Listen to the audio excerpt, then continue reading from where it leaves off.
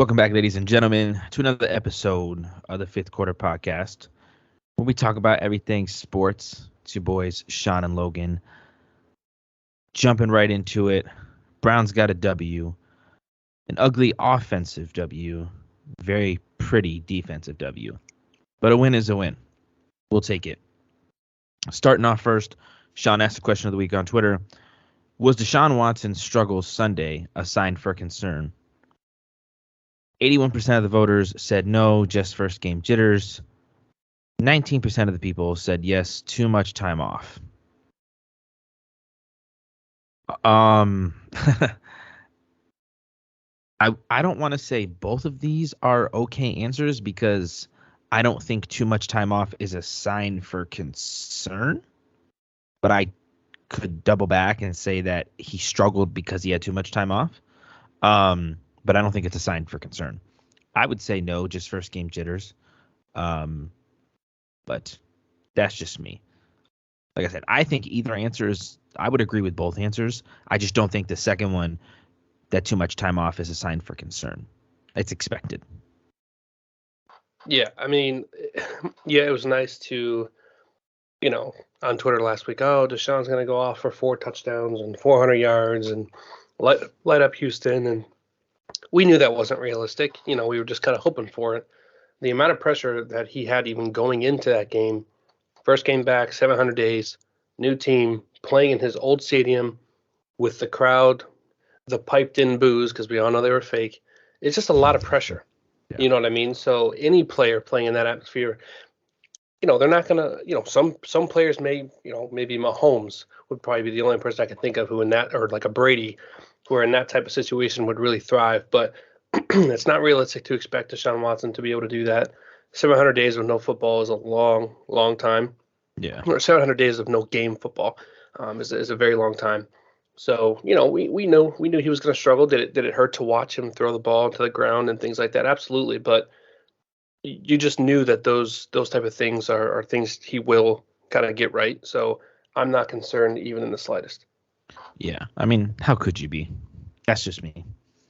I can think of 230 million reasons why I'm not concerned. So, moving on. Browns versus Texans recap. Browns beat the shit out of the Texans 27-14. Wish it would have been a little bit more offensive. I don't want to say offensive influenced, but more. I wish the offense would have did more. As we just talked about, Deshaun Watson struggled. He was 12 of 22, completed 54% of his passes, 131 yards. He did have a pick. He was sacked once. So, he did have 7 rushes for 21 yards. One of those rushes being 11 yards. So, there wasn't anything that I disliked. There wasn't anything that I think, I lied. There was one thing that I liked to see. So Amari Cooper, 4 receptions, 40 yards. But he had 9 targets. I like that. I like the chemistry. A lot of those balls were there. I think there was 2 or 3 balls that Deshaun Watson was throwing on the run. They were in the dirt. But, I like the aggressiveness to go to Amari Cooper from our franchise quarterback. Nick Chubb didn't have a terrible game. 17 rushes, 80 yards, average, 4.7 yards a carry. Kareem Hunt had 9 rushes for 56 yards. Would have liked to seen them get the ball a little bit more. Granted, they didn't have to because the defense played great. First play of the game, was it John Johnson that got the interception? Mm-hmm. Yes, John Johnson, first play of the game. Receiver, tight end, don't remember who it was, catches the ball, falls to the ground, ball pops up. John Johnson gets the pick. Weirdest interception I think I've ever seen in my life. But defense started out the game, hit the ground running, and it just kind of snowballed in their favor the rest of the game. I don't think we had any sacks this game. No, we didn't. But Greg Newsome had the scoop and score correct? Mm-hmm. No, that was Denzel Ward. Denzel Ward. Okay. Was it? Yeah. I thought it was Greg Newsom that had the scoop and score, but I could be Mm. wrong. He celebrated with him in the end zone, but yeah, Okay. it was Okay. Ward. And then Tony Fields, who played a great game. He had the pick six that Chase Winovich had deflected. So overall, the defense, I think they played great. They did have a little issue stopping the run at first. Damon Pierce, was kind of having his way in the first half, but the defense, he didn't really do shit in the second half. So I was very impressed. Yeah, it was a good all-around game from the defense. We knew we needed it. For the sake of if Watson struggles, we can't lose to the Texans. Defense is going to have to step up. Yeah. And they literally did it from these not the first play, including the kickoff, second play of the game. And they just continued to do it the entire game. Sure, they let up some plays here and there, but you're gonna. It's the NFL. No one's gonna have a perfect shutout game where the offense does nothing. We needed it. Tony Fields stepped up huge. He also caused that fumble on the goal line that Ward picked up. He forced that fumble. Okay. So, yeah, had a great game. Taki went down. He stepped up huge, and he's going to have to the rest of the season. But it was great to see. In games like that against bad teams, you need a get right game as a unit, and they definitely did that in more ways than one. Hell, I'll even include the punt return because that's still defense. Guys have to do their jobs to spring up a play like that. So everybody, defense, special teams, they were doing their job. So it was great to see. We needed it. Like I said, the offense, they will get it right. Watson will get it right. It's his first game back. He had 2 weeks of practice with the team. So I'm still excited, even though it wasn't the outcome from him that we wanted. It hasn't really changed my opinion on what this offense can do. Yeah, I'm excited to see how the playbook opens up even more in terms of like this game against the Bengals. And I think they definitely held some things back. You know what I mean? Like it looked like for sure. in some points of the game, they were running basically the same offense that they would run with Brissett, which we know they're not going to do long term with Watson. It wasn't until I know he scrambled out of there a few times, but there's going to probably be a lot of read options where he watches the defensive end. If he's there, he gives it. If he's not there, he takes it, or someone goes out in the flat. A lot of things that they did in Houston when he was there, they're probably going to do in Cleveland. It would help, obviously, if Njoku would have played as well, because he would have been great in that area of the field. But they didn't really show us a whole lot. If you think that that's what the offense is going to be, you're out of your mind. Yeah, I definitely think they're just more focused on getting him back and getting him comfortable with the offense in a real game time like environment. I don't think I think we'll see a little better. I don't want to say a little better, but less limitation on the playbook this week. But I still think we won't see like Deshaun Watson's like full-fledged like potential until he has like 2 or 3 games under his belt. I think he plays better, but I don't want to talk too well. We'll just transition. Anything else you want to say about the Browns versus Texans game? We needed the dub. That's one out of 6. We gotta win. Keep the ball rolling. Stay positive, stay loose. You know what I mean? Like, your season's on the line, but just play within yourselves. Go out there, have fun, fly around. That's exactly what they did last week. So I expect the same thing this week. So speaking of this week, I'll let you take it away. Yeah, the one thing I want to say, back-to-back games where the defense played better than they have. Because the game against the Bucs, they didn't have a great game. Oh, you're right. That's 2 wins in a row. Yeah, you're right. Yeah. So I like I said, after the Browns beat the Bucs, the defense has to continue to play the way they did. They did last week against the Texans. I would love to see it against the Bengals. So that being said, jumping right into it. Browns versus Bengals, playing on my birthday, December 11th, in Cincinnati. I'm not sure what the weather is supposed to be like, but nevertheless, huge game for the Browns. Huge game. Would love to see Deshaun Watson just come out, and have a. I liked the way that they started with him against the Texans. I think he had, what did he have, 3 straight passes? I don't remember, but he had, like, they were very aggressive, and he definitely struggled. I think you come back with that same game plan. Let him come out not firing, not making shots down the field, but let's come out passing. You know what I mean? Get his confidence up. Yeah, yeah. Let him, get the rust off his arm. You know what I'm saying?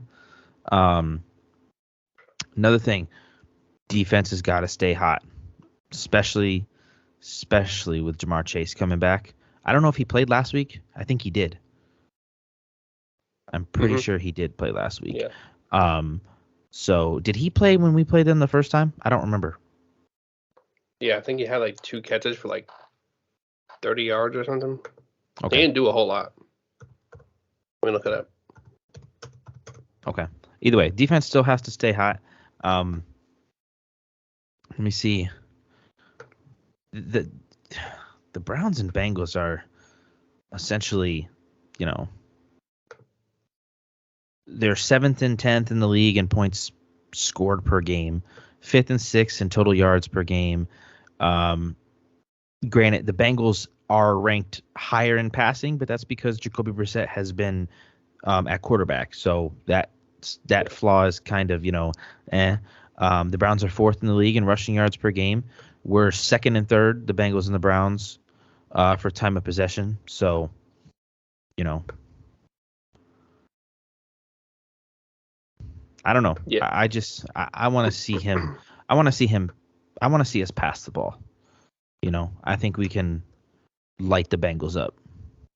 Yeah, I think this is going to have potential to be of the shootout variety. Both offenses, like you just said, can move the ball, and they can score kind of at will and score quickly. Both teams' defenses have had their games, and they've also had their not so good games. And to comment on your point, no, Jamar Chase did not play last game. So that's obviously huge. We know what we did to him last year when Ward was on him, when he had that pick 6 and things like that. We've got a great secondary. They have a great receiving core. That's going to be the key matchup, 100%. You're going to have Ward on Chase. You're going to have Newsome on Higgins. You're going to have Emerson on Boyd. Like, it's going to be a battle for those boys, and it's going to be a battle. It's going to be a good game. Defensive line has to get after Burrow. If you give him plenty of time, those guys are eventually going to get open because they're just that good. Their offensive line has been and still is questionable. It's going to take a full defensive effort. It's not like you're playing Houston where they're going to make a mistake. If you let Joe Burrow beat you, he will absolutely throw 5 touchdowns on you. So looking forward to that. We need Watson, obviously, to get hot. But don't be afraid at the same time, though, to lean on the run game. We saw what Kareem Hunt did last week. He hasn't had 50-some rushing yards in a game in a long time. So I think use them both. And use them in a variety of ways. You don't have to just line up under center and hand the ball off. Put Watson in the shotgun. Put both running backs back there. Do some reads. Do some options. You know what I mean? Just get creative with it. Those guys, Nick Chubb and Kareem Hunt, will absolutely make things happen. But keep the defense on their toes. They can know that you're running the ball, but doing it in a way you've not done it before. Or you go to hand it off to Chubb, but then Watson pulls it, and the defensive end is flying in because he wants to stop Chubb, and Watson takes it around the edge. Get creative with it, move the ball in whatever way you can, but also try to keep it out of Burrow's hand. It's the way I'm talking makes it seem like it's definitely going to be a tough game, but the Browns have had their number in the last 2 years. So if they keep doing the same thing they've been doing as far as game plan goes, they should be fine. Joe Burrow has never beat the Browns 0-4 since he's been in the league. The Browns have 5 straight wins over the Bengals. I don't want to get crazy and guarantee that the Browns are going to win, but I don't want to say we have their number. We have their number. It seems as if Joe Burrow, I don't want to say gets frustrated, but I don't think he likes to play the Browns. He came out earlier this week and they said, like, what's different from playing the Browns compared to like everybody else. And he's literally said, well, they have a Myles Garrett. And that's different from everybody else. So I don't want to say that he's scared, but I think it's definitely in the back of his mind. I think the Browns are living at a discounted price on rent in Joe Burrow's head. The last game, their defense definitely has PTSD. Nick Chubb, 23 rushes. I think he had 100 some yards, 2 touchdowns. Amari Cooper, if you remember, lit the Bengals up the first time they played. 131 receiving yards, and he had a touchdown. So they got PTSD from the last time they played. The Browns just have to come out hot. You know what I mean? Come out hot. Don't make mistakes on defense, and get after Joe Burrow. You know what I mean? Yeah. So and Mixon is back this week. He's back from his concussion. But again, when he plays against us, he doesn't do a whole lot. Last game he had 8 rushes for 27 yards. yeah, Granted we led the whole game, so they threw a lot. Do the and same thing. Big. Get out early. Yeah. Instead of having the ball in Joe Mixon and Joe Burrow's hands, just make it be Joe Burrow. You know what they're going to do. They're down by 10 plus. Guess what? They're throwing the ball. You know what I mean? Mixon's a great running back, but if you slow him up, he's a get going early type of back. If you let him break a few runs, first few drives, he's going to steamroll you. If you bottle him up and he's jumping around in the backfield trying to cut and things like that, he's going to struggle. But that has to be the game plan. Defensive front, Clowney and Garrett and Winfrey had a solid game last week. We need those defensive tackles to really step up and just get in the way, clog some holes, make some big plays, to just take the entire run game out of the equation. You're going to have a challenge enough already trying to stop the receivers. So just do what you can. It's going to take a collective effort for sure. A full 60 minutes of defense. We can't have first series of the game, offense goes down and scores, defense comes on the field, and they score in 2 plays. You just can't have that. I think it's going to be a good game. It's a big game for the Browns. You lose this game, you're arguably out of the playoffs. So, yeah, you lose this game, you're definitely done. Yeah. So we'll see what happens. Moving on. This topic is very silly. And it just sounds very stupid coming out of my mouth, but nevertheless, we'll talk about it. It was a hot Twitter topic. I just watched the video before this episode. If Deshaun Watson struggles in the first half on Sunday against the Bengals, do the Browns go to Jacoby Brissett in the second half? I just feel like an idiot sandwich, to be exact, just saying that question out loud. Anybody with a brain knows the answer to that question. I mean, I don't know. People are just so. Let me put it like this. That would, in my opinion, you want Deshaun Watson to get comfortable with the playbook, get comfortable with the offense, create, I don't want to say connections, but create chemistry with these other offensive weapons that he has, that he's surrounded by. You put Jacoby Brissett in the second half, that ruins Deshaun Watson. Fuck the money. Fuck the whole, we paid him $230 million. Throw that out the window.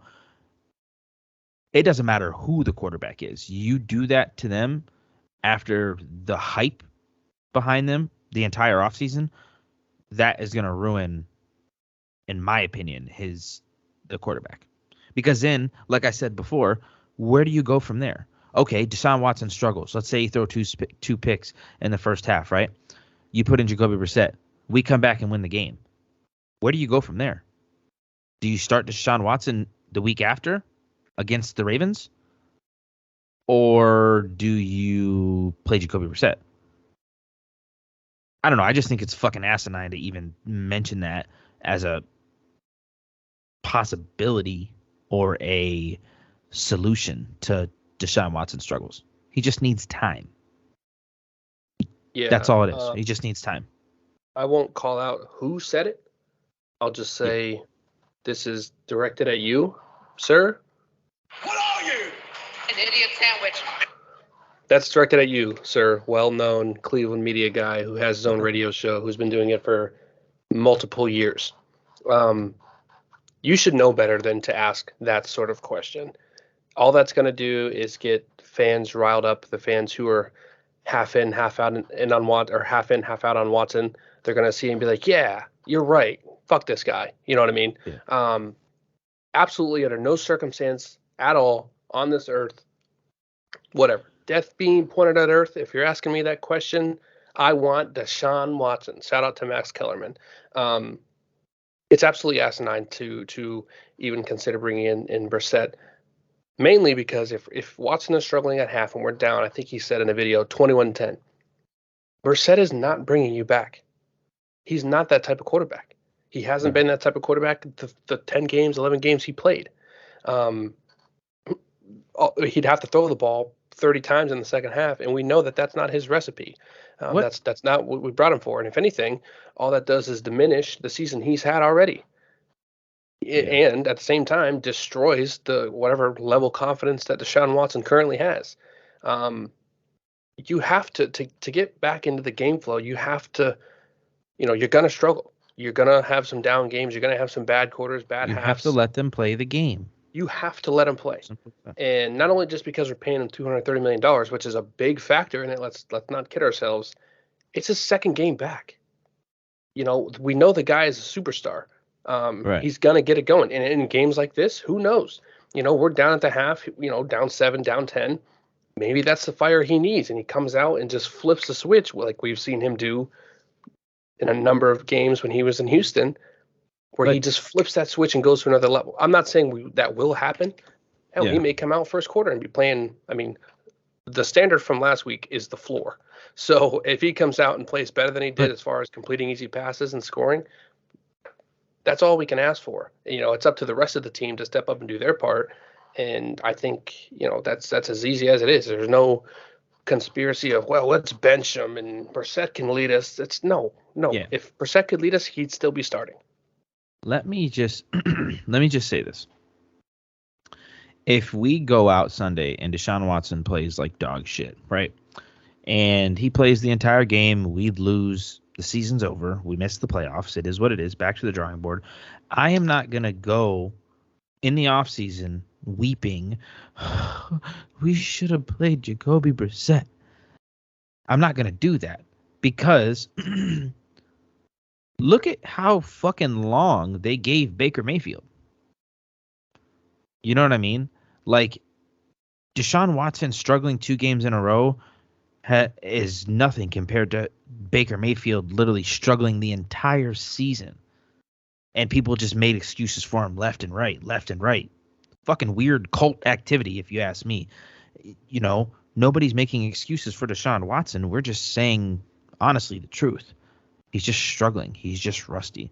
So, I don't know. I just think it's contradictive and hypocritical to want to bench Deshaun Watson if he struggles for a game and a half, when I guarantee you those same exact fans that want to bench Deshaun Watson were the same ones that were ride on 6. You know what I mean? Like, I don't know. It's just it's hypocritical. And the same fans that have their Rams jerseys on tonight. He's not even playing tonight. He might. That's what they said. And those same fans had Carolina Panthers jerseys posing with their wife being Baker Bros. Weirdos. Coffee and cigarettes for breakfast. Fucking Kid Rock. I didn't know Kid Rock was a Baker Mayfield fan. Nevertheless, I'm not here to insult or talk shit about people. I just think it's asinine that people are actually considering playing Jacoby Brissett. And that's not a dig at him. I mean, we gave him his flowers, but let's be real here. Let's let our quarterback, I don't care if he loses us the last 5 games, 6 games that we have because he plays so bad. I don't fucking care. He hasn't played all season. Now, then if we go into next year and he is doing the same thing, then it raises a question, oh shit, do we just waste $240 million? Let the guy get a complete offseason with his team, a fucking typical, normal off season and season that a quarterback would have, and then we can talk about playing Jacoby Brissett. But until that happens, Shut the fuck up. I don't want to say Deshaun Watson has a get out of jail free card. He does for 6 games. Yeah, don't get me wrong. It would frustrate me going into the offseason, but I would like to see some flashes of, hope going into the next season. But nevertheless, if he doesn't, I'm not going to be in the offseason bitching and moaning on Twitter. We should trade Deshaun Watson. Trade Deshaun Watson. Trade Deshaun Watson because so-and-so's Derek Carr is going to be on free agency. Whatever. I'm not. I'm going to let him. He's the Browns quarterback, and it is what it is. Did the same thing with Baker Mayfield. So that's all I have to say about that. And the Browns would never play Jacoby Brissett. I don't care if we're down to 34. Well, if we're down to 34-0, they're going to play Jacoby Brissett, but not because they think he can win the game. They're going to play Jacoby Brissett because they don't want to risk Deshaun Watson getting hurt. Yeah. So, nevertheless, that's all I got about that. Browns media is fucking idiots. They always gotta. That's the one thing I don't like, and I'm dropping a lot of F-bombs, so I apologize. But that's the one thing about Browns media is, excuse me, they always want to talk about these hot takes, and I don't want to say hot takes because there's nothing wrong with hot takes, but a take like this is just downright stupid to talk about. You know what I mean? Yeah, 100%. They're just always giving attention and having headlines of bullshit ass topics for clicks and attention from other people instead of just being genuine fans and just calling it the way they see it. But what do I know? I'm not on ESPN Cleveland, so I can't talk like that. Nevertheless, moving on. We got the fifth quarter quick picks, locks, and upsets. You already know. And there's a couple games in here that are like, holy shit. But do you have your locks and your upsets, or do you want me to go? You can go first. Okay, so my lock is going to be Miami over the Chargers. Los Angeles lost to Las Vegas last week. And we also need the Chargers to lose as Browns fans, but I also think Miami is just the better team. My upset. Are there any upsets this week? Holy fucking hole. My upset is going to be the Ravens over the Steelers. They got the Steelers favored to win by -2. Absolute insanity. All because Lamar Jackson is out. Yeah, but Tyler Huntley is good, man. I don't know. Okay. And the Steelers I don't know. So yeah, that's gonna be my upset. That may be the only. Oh God. I got one. I know which one you're picking. Say your upset first. So my upset is gonna be. Say it on three. Say it on three. One, two, three. Vikings. The Jaguars over the Titans. The Lions are favored on my site. The Lions are favored over the Vikings. Yeah, that's not an upset. Why? Because the Lions are good, man. Over the Vikings? They've already beat them once. Smoking crack. Stay off the weed. No, that's just no. I'm sorry. The Lions are not that good. The Vikings are arguably a top Listen, we'll talk team about that game when we get to it. We will. Okay. Even then, your pick of the Jags over the Titans is just asinine, but nevertheless, go ahead. Come on now. It ain't gonna happen. Dude, Trevor Lawrence and them boys. Yeah, you gotta. I don't know. Tennessee's not good, man. They're not that good. I know they're leading the division right now. But if Traylon Burks doesn't play, it's going to be tough for them. Their defense is playing good, but I don't know. I just like Jacksonville in this game. I don't know why, but that's going to be my upset. You don't got to explain yourself to me. I get it. My upsets this year have been pretty good, so you got to give me some. They have. No. Some credit there. 2 of them were the Lions, so. My lock will be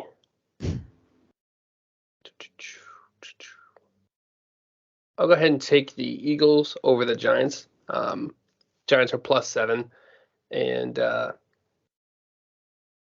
Philly just lost a few weeks ago to the Commanders. They bounced back last week. I think this has potential to be a pretty decent game. I know you wouldn't think so on paper, but those interdivision games in the NFC East this year have been very, very good, which is a surprise to probably everybody, considering how bad they've been. Pretty sure they've already played. Yeah, they did. I think Philly won, but yeah, well, they did win because the only loss they have is to the Commanders. But I'm pretty sure the game was close. They have the prediction 27-24 Eagles. So, I mean, people are thinking this is going to be a close one. But I still like the Eagles. Jalen Hurts. No, this is the first time they've played. Oh, really? What? The Commanders and the Giants tied last week? They tied? Why did I not know this? I didn't know that either. It's 2020. Wow. Embarrassing. That's crazy. That fucks them for the wild card. Yeah, it does. Okay. Yeah, nevertheless. But yeah, I mean, Hurts and Smith and Sanders and A.J. Brown, their offense, they put up a lot of points. But it's going to be a good one. But I'm going to take the Eagles as my lock. All right. So the first game we got is currently going on. It is the Raiders versus the Rams in L.A. And I'm going to go with the Raiders. It's the end of the first quarter. Raiders are up 10. Baker got the start. He got the start? Yes. He's 1 of 2 for 21 yards currently. I'm taking the Raiders as well. I think that they are not a good team, but they are better than the Rams right now. Yeah. Rams have a lot of injuries. They're pretty much tanking, I think, at this point. I would like the Raiders to lose for the sake of the Browns, but I don't think it's going to happen. So I'm going to take the Raiders. Yeah. I'm going to go Raiders too. Like I said, I think I already said that. But I just think the Raiders are just now finding themselves because on paper they are a good team. I don't want to say a good team. On paper they have a good offense. But I know Darren Waller's been hurt. We talked about this last week. Devontae Adams, Josh Jacobs has been playing out of his mind. So I think they're just finding themselves. So give me the Raiders, like I said. Nevertheless, moving forward, now we have the Jets versus the Buffalo Bills in Buffalo. Buffalo's favored to win by 10 after the Jets beat them previously in the season. I'm going to go with Buffalo to win this game, but I don't think they should be favored by 10. That's kind of disrespectful.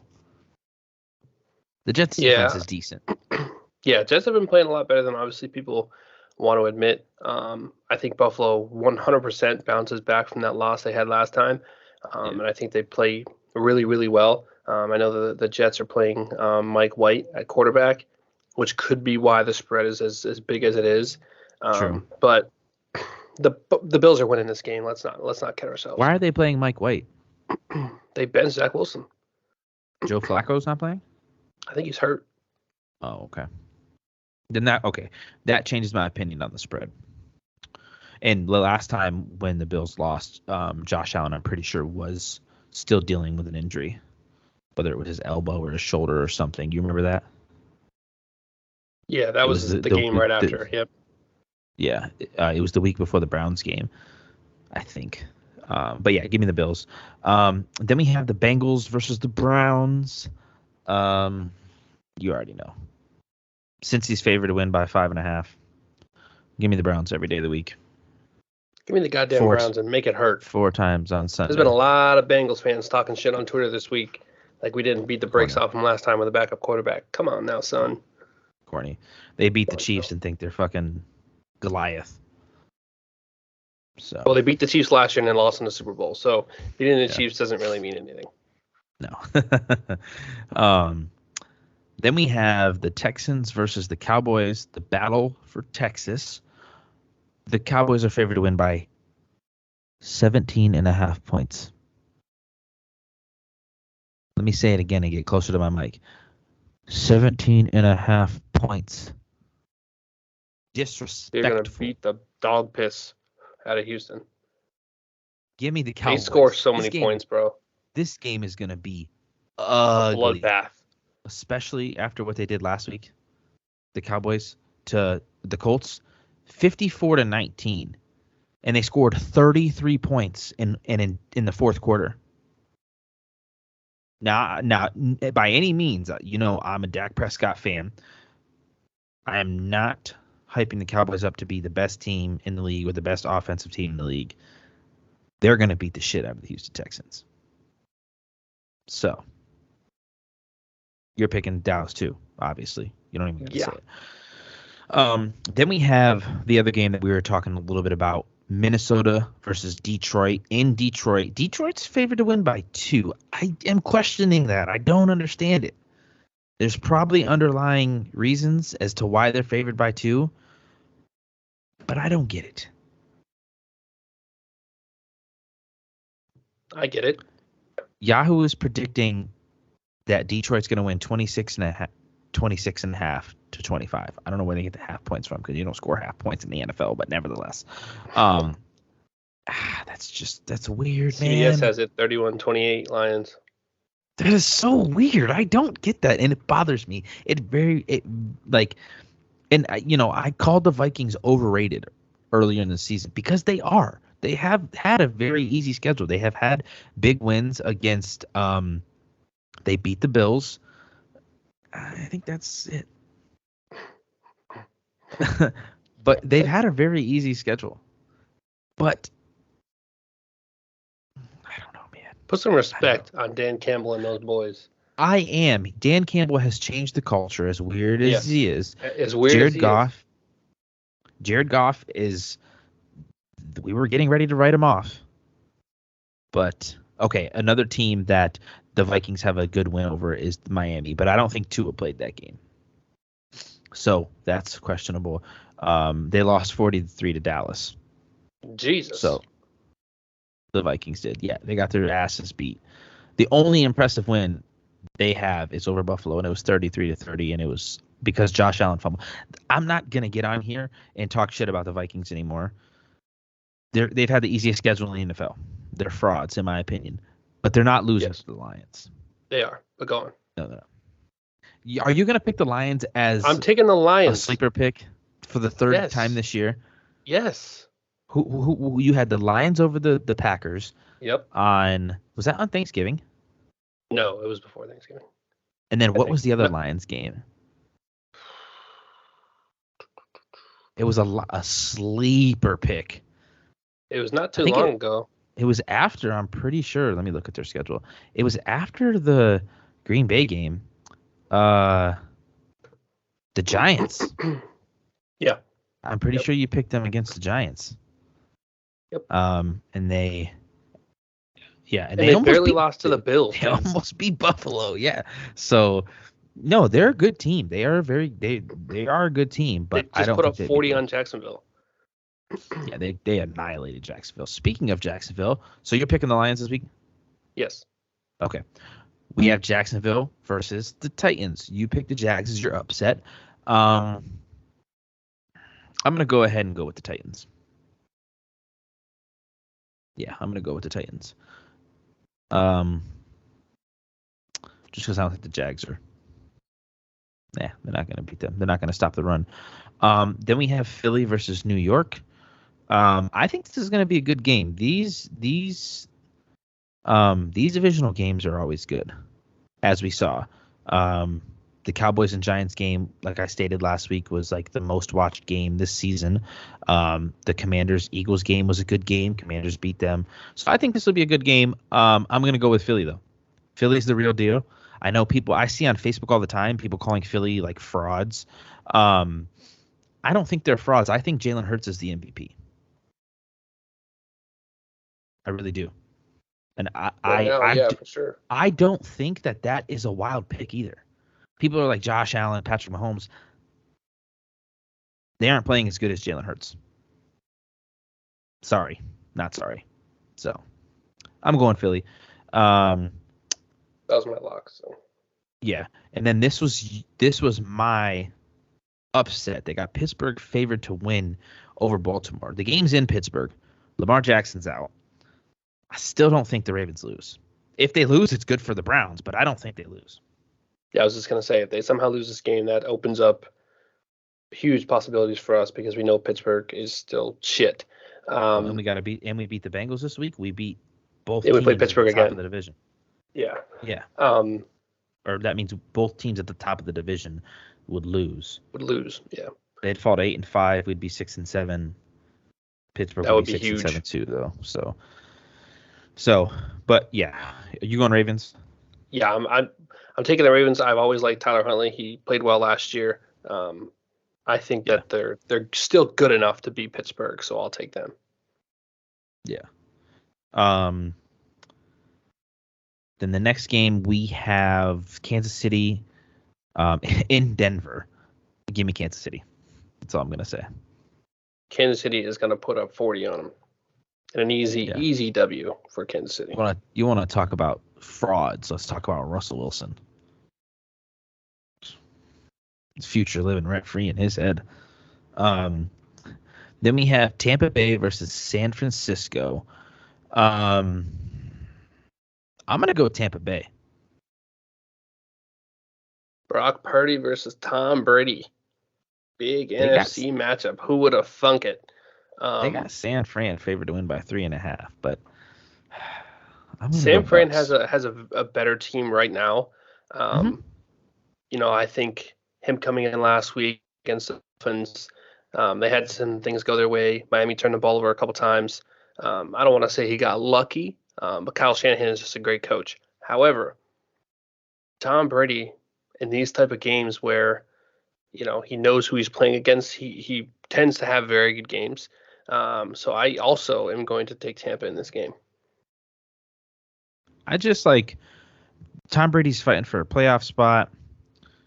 They're at the top of their division, but they're 6-6. It's been a rough season. I want to see him turn the Jets on the second half of the season and just go nuclear. So both going Bucks. Then we have the Seahawks versus the Panthers. The Panthers gritted the trash of Baker midfield, but they don't win this game. Give me the Seahawks. Yeah, I'm taking Seattle, even with Kenneth Walker and DJ Dallas out. They still got Metcalf and Lockett, so I see them winning this game for sure. Then we have Miami versus the Chargers. This was my lock. Sunday Night Football. This would be a good game for Sunday Night Football. Not a barn burner, but like I said, Miami's my lock. Yeah, I'm taking Miami in an absolute shootout. I need Tua to go nuts and have like a game like he did week 2. They're gonna bounce back, like from the game against San Fran. I see Miami winning, which also helps the Browns. Yeah, I mean either team losing helps the Browns really, but yeah. Miami I think is gonna finish stronger than LA, so I will take Miami for sure. Yeah. Then we have Chargers lose this game. Browns and Chargers they're tied, so I like to see that. Then we got the Patriots versus the Cardinals. I'm picking the Cardinals. Now, I'll tell you why I'm picking the Cardinals. Because we want the Patriots to lose. Patriots lose this game, they're tied with the Browns. So, huge week for the Browns. But I'll get into that after you pick. Yeah, I'm going to take the Cardinals as well. Not only because we need New England to lose, but Kyler Murray, D-Hop, Rondale Moore, James Conner, Marquise Brown, they have a better offense than New England does. I know New England's defense is very good, but I think the playmaking that Kyler Murray can bring to the table, we haven't seen it a lot this year, but we know he can do it from time to time as far as running around and making crazy throws and things like that. I could see him having a game like that this week, and I'll take the Cardinals.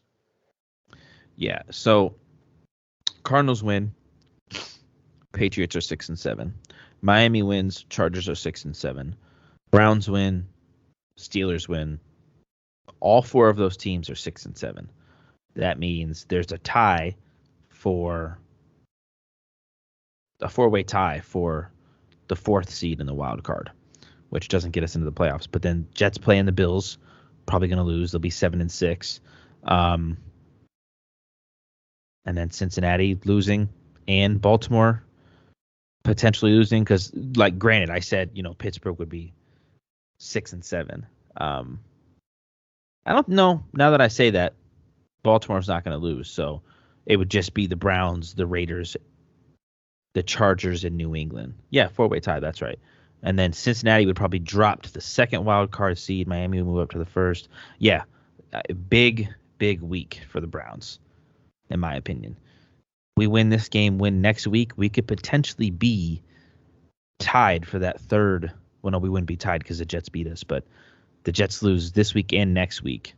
They'd be 7-7. Browns would be 7-7 if they win next week. We would be essentially, there's a way. There's a way. We just have to win, and we have to bank on these other teams to lose. So, let me see. Before we close this out, the Chargers play the Titans next week. That's a good sign. I like the Titans over the Chargers. The Patriots play the Raiders, but the Raiders are favored to win. But we need the Chargers and the Raiders. No, we need the Chargers and the Patriots to lose. Right? What's Las Vegas' record? 5-7, the same as the Browns. So they're going like to win tonight, so they'll be 6-7. If they win next week, they'll be 7-7. It doesn't matter. We just need obviously one of those teams to lose or tie. Yeah. And then I don't want to keep looking forward and seeing who these play. Okay, then New England plays Cincinnati in 2 weeks. So, because we need New England to keep winning. I'm not banking on winning the division. I'm banking on fucking just cracking the playoffs. Then the Chargers play the Colts, though. It's going to be sketch. I don't want to get any further because then I'm going to start having my doubts. So, nevertheless, that's going to do it. Thank you guys for tuning in. Do you have anything else you want to say before I close this out? Nope. So, like I was saying, thank you guys for tuning in. Greatly appreciate it. Go Browns. And as always, we'll see you guys on the other side.